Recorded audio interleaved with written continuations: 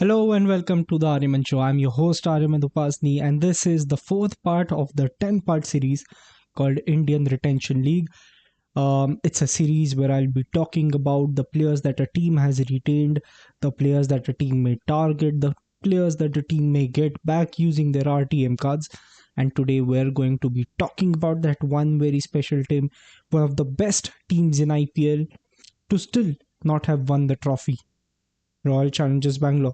So let's not waste any time and get straight into it.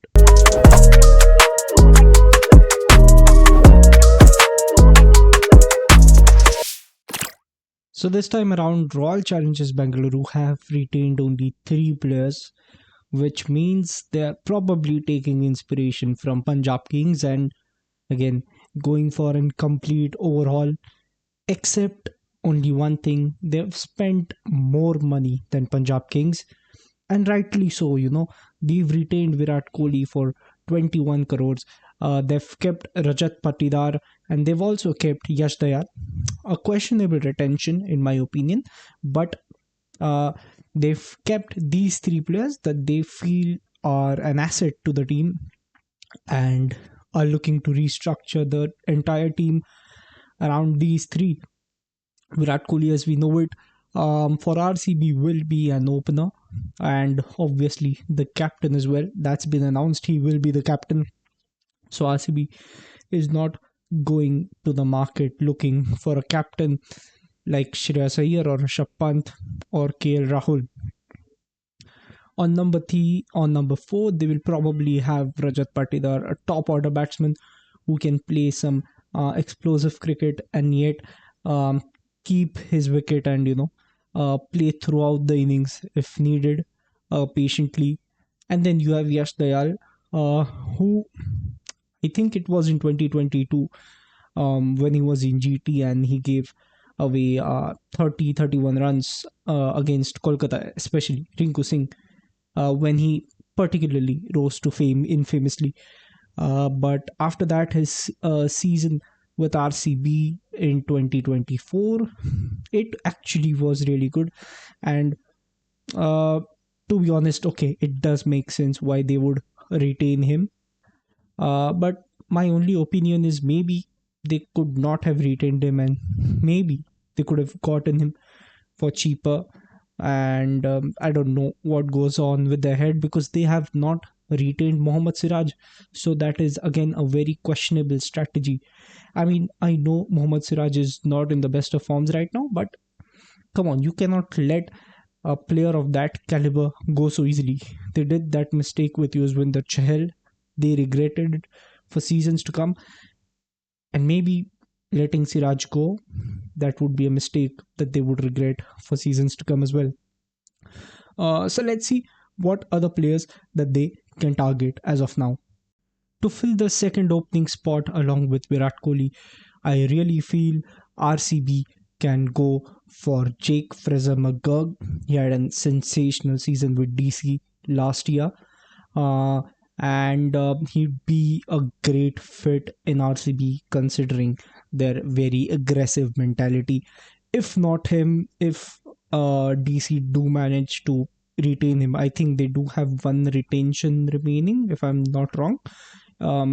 If not, that's great news for RCB. But if they do, there is a chance that DC might just retain him. But even if they do, uh, I think RCB can go in for a player of the caliber of Phil Salt or Ramanallu Garbaz, who can also act as a wicketkeeper for RCB. Or if RCB can manage it, Josh Butler. I mean, that would be a spectacular pick. Imagine Virat Kohli and Josh Butler opening up the innings for RCB. That would be just explosive and just fun to watch. Then for around the positions around number three or number four, along with Rajat Patidar, RCB might go in and try for Venkatesh Iyer or Rahul Tripathi, but again, these two will be sought after players. So there is going to be some risk to it. Probably they might not be able to get them, but RCB do have RTM cards available, and using that, I believe they can get Cameron Green back. And I think at a number 4 position or a number 3 position, even, he'll be a great fit for them. Other than that, you can also go in probably for a Glenn Phillips, who is an all rounder in the truest sense. He can bat, he can ball, and if you need, he can even be your third alternate wicket keeper. Of course, you cannot keep him as your second wicket keeper. That would not be very prudent. But and if RCB really do want a foreign player playing at a number 3, number 4 position, they can obviously go in for Gerald Coetzee as well. He is in tremendous form right now. And if not Gerald Coetzee, you can very well go for Mitch Marsh, who's also an all-rounder. So there are a lot of foreign options for RCB, for particularly for that number 3, number 4 position. It will be interesting to look at who they actually go for. How much money do they manage to spend? Do they make a great deal out of it, or do they not? So it will be exciting to watch that. Coming down lower the order, probably in number 5, number 6 position, I feel if RCB have saved some money on the top order, they've done some really good deals, and fortune has been on their side. They can probably, for number 5, they can go for Liam Livingston or Singh Daraza. I think their preference will be Liam Livingston. One, he's not been retained. So even though Punjab Kings do have an RTM card for Liam Livingston, RCB will be trying to go one ahead of them and get him because, like I said, he fits their mentality. He's a very aggressive player. Um, and playing at that number 5 position, if RCB have lost their top order quickly, he can come in, he can play the rest of the innings, he can score big, and even in clutch moments, he can come in, score big in a few balls, and he can also ball spin. So that is an added advantage for RCB as well. Similarly, for Sikandar Raza, he fits the same parameters as that of Liam Livingston, but I would still give Liam Livingston the preference over Sikandar Raza for Royal Challengers Bengaluru. And for the number 6 position, I feel RCB will try to go for Jitesh Sharma. Um, in spite of the fact that they might get Gurbaz or Phil Salt in the opening spot, if not for Fraser McGurk, they might still go for Jitesh Sharma, an Indian wicketkeeper. So in case they want to change a few things around, RCB will still have that liberty to do, since they have an Indian wicketkeeper and they won't be stuck with a foreign wicketkeeper at all times. So that could be a good choice to go for, especially since Punjab have not retained him. Like what I said in the last video, again, I'm sorry for the goof up. I've given up clarification in the comments on the video. Um, but well, continuing this one, coming down, since RCB have only retained Yash Dayal, they do need a particularly good set of bowlers, and I think they have a very good chance if they play their cards well. They have a very good chance at getting a very good bowling lineup as well. I think RCB first and foremost will try to rectify their seasons old mistake and bring back Yuzvendra Chahal now that he is in the market. I think they will try to do it. He has been spectacular for them throughout the ages. So it only makes sense that they bring him back at the Chinnaswamy. I do have a feeling that RCB might as well go for Washington Sundar. I mean, RCB does have the money. Washington Sundar is not being retained. SRH does not have an RTM card available for him, since they've already got 5 capped players according to the rules. So RCB can try and might just win the war to pick up Washington Sundar, and if they do, you know what's going to happen. They'll have 2 great spinners in the middle, um, out of which Washington Sundar can bat, and obviously, how can we ever doubt the great Yuzvendra Chahal with the batting? You might have looked at the post that he put, I think, a few days or a couple of weeks back, where he batted for a long time in the domestic circuit, and then he put a shot of himself batting. Um, but jokes apart, that would be a really good move for RCB to try to go in for Washington Sundar. He will be a great fit into that team. Coming to their primary fast bowlers, along with Yash Dayal, I feel RCB will go for one more Indian fast bowler, and they'll probably go for one foreign fast bowler. As for the Indian fast bowler, I think it will probably be Akashdeep, because not only was he good for RCB, he's been good for India as well. Um, Through formats, I mean, he's been particularly impressive in Test cricket, but he's also that good in T20 cricket. So I think that would be a no-brainer move from RCB to try and get back Akashdeep. They might also try and go for Arshdeep Singh if possible. Like I said in the last video, there is a good chance Punjab will not retain him, because things, according to rumors, things have just soured a bit between Arshdeep Singh and Punjab Kings. And if that is the case, RCB will be very happy, because they can just jump right in and scoop Arshdeep out to RCB. And if that happens, well, they won't really need a foreign fast bowler. But then again, to have one as an alternative would be very good. And if you are to talk about foreign fast bowlers, I think players which fit RCB's mentality and their playing style throughout the years, Sam Curran is one of them. And I believe the second one has to be Marco Jansen. I think that player is going to be in heavy demand. I think a lot of teams are going to go for him. There's going to be a heavy bidding war for him, especially after his performances in that T20 series against India. So the teams, the franchises must have watched that series, and they must have thought, okay, this guy can bowl well and this guy can bat as well. So he would be a great player to have at that number 8 or number 9 position, um, where if you have someone who can bat, then it's great. But it's you don't completely rely on them. But the time that they pick up the bat and they go out and they hit those big shots, it's serene for the teams.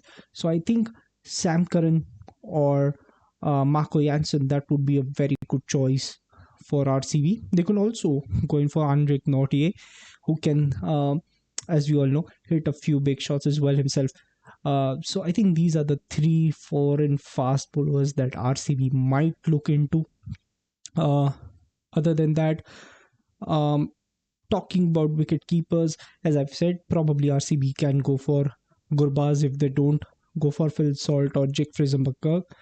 Other than that, RCB will particularly be interested in Jitesh Sharma because of his explosive batting. And then using their RTM card, RCB can also get back Anuj Rawat that they had for last season, so that he kind of then becomes their second wicket keeping option. And if RCB do manage to pick up Glenn Phillips, he becomes unofficially the third wicket keeping option. Maybe a player who keeps the wickets for a couple of overs, then goes and balls a couple of overs. So it'll be fun to see how things go around and how things work out. A few other players that I feel RCB can take a look into, or maybe even grab at the auction, is Namandir, Abdul Samad, Vijay Shankar, and Suyash Sharma. I think these are the four players that RCB might try to pick up at the auction. Namandir, he played for Mumbai Indians the last time. Abdul Samad for Sunrisers Hyderabad. Vijay Shankar too. We've not seen a lot of him, and we've not seen him being that impressive that he was, I think, a few years back. But I still believe he has that ability to bowl a couple of good overs, to hit a couple of good boundaries or a six or something and bring you runs at the lower middle order area. So he can be a very good pick for RCB as well, along with Namandir and Abdul Samad. And then a spin bowler. He's not an all rounder, is Suya Sharma. Like I've said, he was kind of underutilized by Kolkata Knight Riders in the last season. And I mean, when you look at the squad and you look at how they played, it does make sense.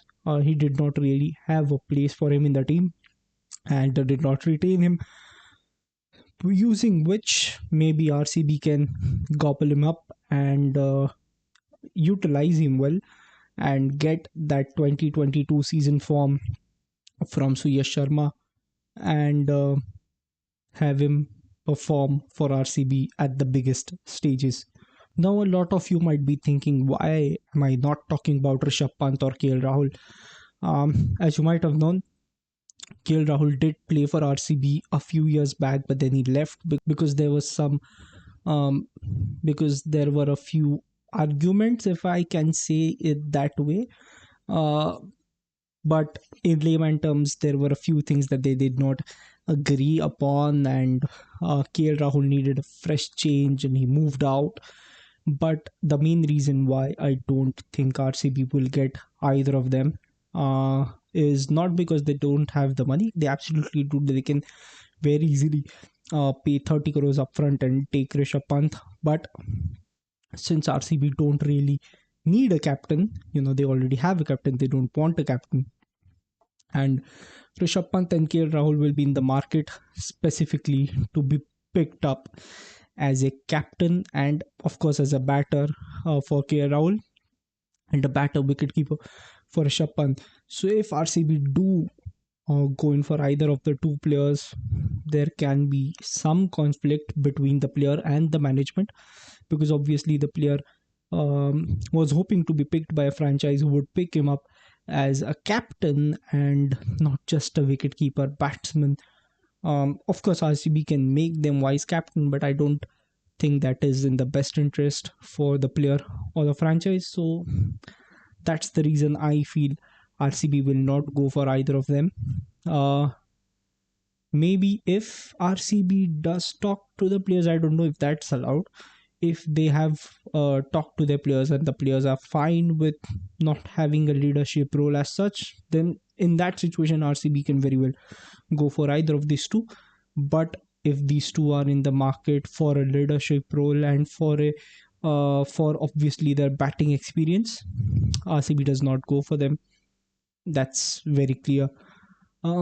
So that was my RCB squad for the upcoming IPL season. Those are the players I think RCB can target and can pick up at the mega auction using their massive purse of 83 crores.